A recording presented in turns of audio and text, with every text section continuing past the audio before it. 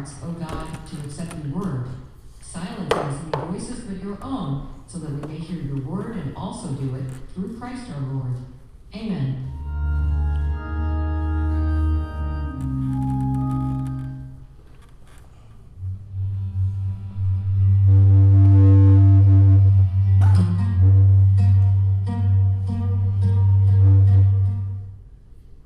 When Jesus had finished these words, he departed from Galilee and came into the region of Judea beyond the Jordan, and large crowds followed him, and he healed them there.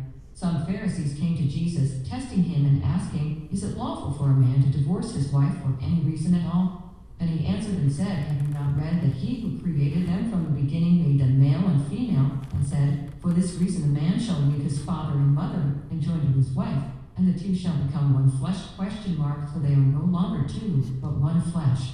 What therefore God has joined together, let no man separate." They said to him, "Why then did Moses command to give her a certificate of divorce and send her away?" He said to them, "Because of your hardness of heart Moses permitted you to divorce your wives, but from the beginning it has not been this way. And I say to you, whoever divorces his wife, except for immorality, and marries another woman commits adultery." The disciples said to him, "If the relationship of a man with his wife is like this, it is better not to marry." But he said to them, "Not all men can accept this statement, but only those to whom it has been given. For there are eunuchs who were born that way from their mother's womb, and there are eunuchs who were made eunuchs by men, and there are also eunuchs who made themselves eunuchs for the sake of the kingdom of heaven. He who is able to accept this, let him accept it."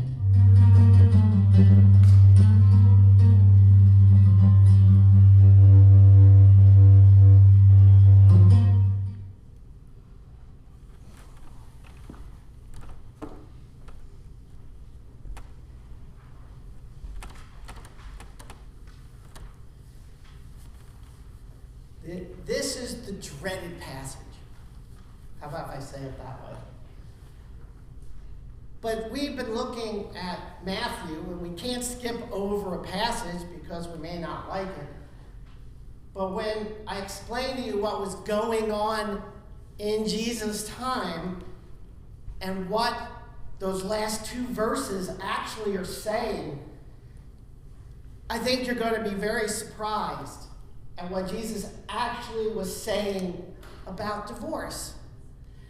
And I think he defined it interestingly. First, we start with what's going on, and we have this debate.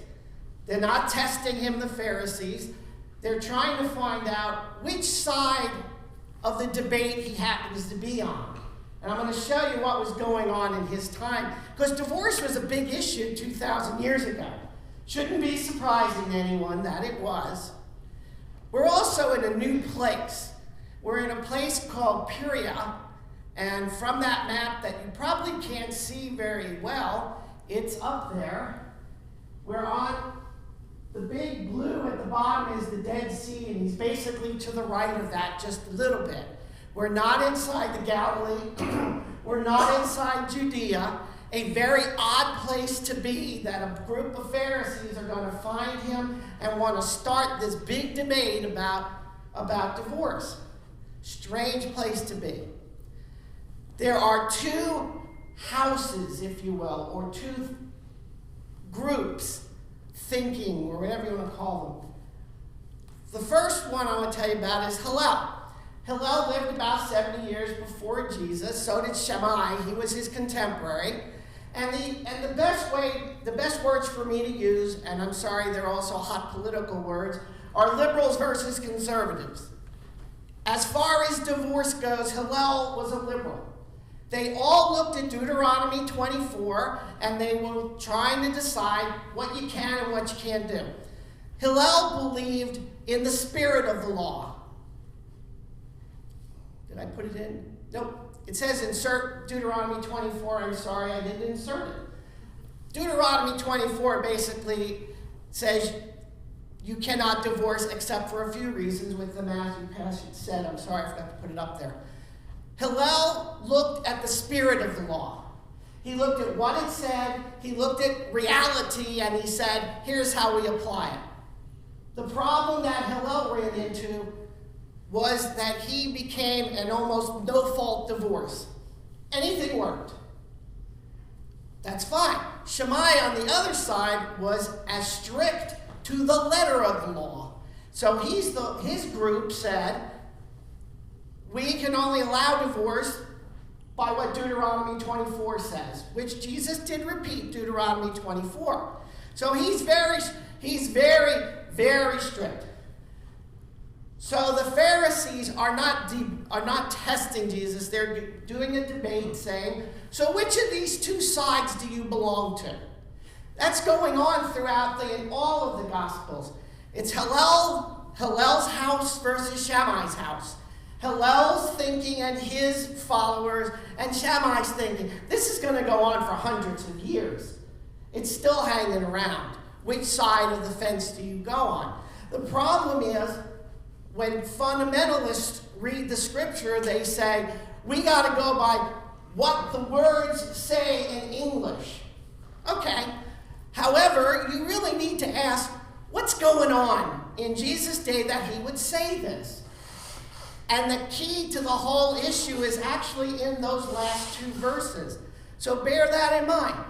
He is going to say, I am on Shammai's side at the beginning. Why? Because he came to fulfill the Torah. He said that. It's in Matthew's gospel. He can't go against it. But I'm going to show you that he can actually straddle the fence here a little bit by saying, I believe Deuteronomy 24 the way Shammai said it, but I'm also going to show you something that's in the law that says Hillel is okay too. Reasons for divorce. I found these in the ancient writings, and some of them are really, for us, probably a little humorous today. So if your wife decides to curse your parents' husbands, where you can hear her cursing your parents, you can divorce her. Be careful back there. I'm seeing a little side talk back there. Say bad things about my parents. That was a reason. It is not in the Bible. It's in the Talmud and another book called the Tosfesta, which is just an extension of the Talmud. Because these are the books of what people actually were doing, not necessarily what the Bible was actually saying. A wife, when she goes in public, cannot let her hair unbound. So all of you should be wearing either really cool-looking turbans or wigs.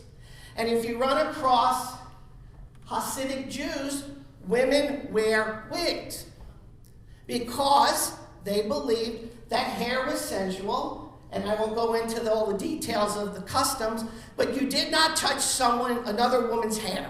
How do you prevent that? You bound it up like in a bun and put a wig on. That's what they do today. So if she decides to come out unbound, and back then they used cloth to cover her hair, hey, you could divorce her. That's kind of crazy, but they said you could do that. Also, if she comes out of her house wearing messy clothes, now, that would mean all of you ladies who come out in your bathrobes and your jammies to get your newspaper in the morning, bad thing to do in Jesus' day. We didn't do that. Luckily, they didn't deliver newspapers in the morning back then. I love this one. If you go to the public bath, not everybody had, us poor people didn't have bathrooms. You remember that? Yeah, we had the outhouses and all that. Well, you went to the public bath. And there was a time that women were allowed to go to the public bath, and the men are not supposed to be there. They were hiding on the rooftops. I know I told you that about 2 years ago. Remember the story of David and Bathsheba? She's actually taking a bath on the rooftop, because that's what they did in the cities. So if you the wife, go out to a public bath, of course you're going to get naked to get clean, knowing there's some guys looking at you, that's a divorce. Even if it's not your fault. But the last one I thought was quite intriguing, and there's no reason for this one except it was custom at the time. You didn't expose your arms in public. I see no short sleeves out there, so you're all safe. Okay, I thought that was really crazy. But that's what they did. That's how they lived. And I think you kept your arms covered because another male was not allowed to touch you, period. Except your husband or your father or your mother. mothers aren't males. Another male is not allowed to touch you. Well, if you have exposed arms and you're in the marketplace, you could be touched. Strange laws, but that's what they did.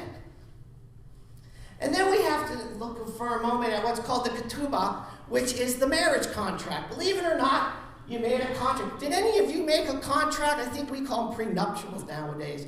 You didn't write up things like this is what... Well, they did that back then. And the standard divorce payment that was in the ketubah in Jesus' day was 200 shekels. For us poor people, that's a lot of money. That's like 2 years' worth of salary. And the ketubah would say that your dowry that you got, hey guys, got to return the dowry. So I guess if you married someone that gave you that you got a pretty lousy dowry, you were fine. So you had to pay the 200. The 200 shekels would help the wife live for a good year or so, depending on how much she spent. That's what's going on. And then I came to verse 11 and 12. It's pretty clear where Jesus stands. He is standing in the Shammai house, which is over here. He has to, because he is the fulfillment of the law. And then these crazy verses show up at the end about eunuchs. And I'm like, what in the world does that mean? I mean, beyond what it means in English, we're in a time period trying to figure out, what's that mean? Well, in Jesus' day, one of the things that did happen quite a bit was men would desert their wives. Wouldn't even tell them. It's like, see you later, honey, and they're gone. Now, what was the wife going to do?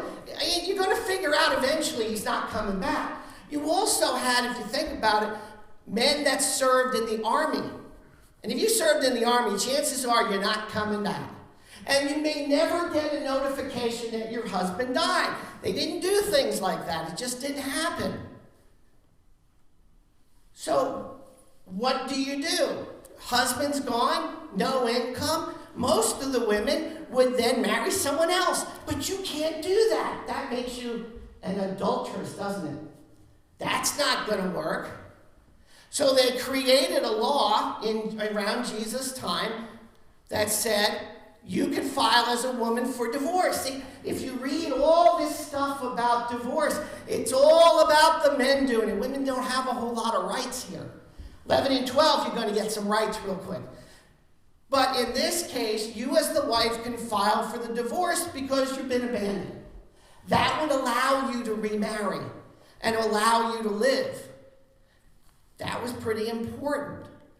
Okay, bear that in mind. How many of you saw Tim Allen's movies, in the 90s? The Santa Claus. There we go. And Nancy saw it. The rest of you didn't. There were 3 of them, right? The first one, he becomes Santa Claus. And in the second one, he has the Mrs. Claus. You have to be married. And the third one was called the Escape Clause. And that kind of rang in my head for a moment, because if you remember the movie, if you were Santa Claus, you could hold your snow globe and put your hand over it and say, I wish I was never Santa Claus. It's a great movie. It's on Netflix. Make sure you watch 1 and 2 before you get to 3. And all of a sudden, Tim Allen is no longer Santa Claus. The Escape Clause. I call 11 and 12 the Escape Clause. Because it says, that's that whole eunuch thing. If you translate it out and get it into its original language, Jesus said, if your husband abandons you, and I'll take it one step further, if you do not have intimate relations between 2 and 6 months, you can file for divorce. That's what he did. That's what he said. We're going to follow the law, but I'm giving you an escape clause. I think it's brilliant. When I looked up this law and the eunuchs and the whole, I went, this is brilliant. He's saying to Pharisees, I'm on Shammai's side. And he has to be, because he said, I come to fulfill the law. But then he turns around and he's on Hillel's side, if you will, and says, I'm going to give you an escape clause. We would call it separating today. That's what would happen. So if you wanted as a woman a divorce, or a man as a divorce, you needed to separate. And the custom, as I looked it up, was 2 to 6 months. Then you could do it. You as a lady, the woman, even the man could do it, could file for the divorce. Now, of course, if the man has to file for the divorce because of this separation for 2 months, he's not going to pay you the shekels. And you're not getting your dowry back. However, if the wife files, guess what? He's got to pay. I found it fascinating that it's there. It's fascinating that most of the churches throughout the centuries did not understand what verse 11 and 12 were saying. So you do have Jesus holding on to both. By the way, 11 and 12 and the separation thing, that's in the Bible. You have to go way back and to find it, but it's in there. There's a duty a wife is to perform, and there's a duty the husband is supposed to perform. And 11 and 12 says one or the other is not doing their duty. Reason for divorce. Or what I like to call it, the escape clause.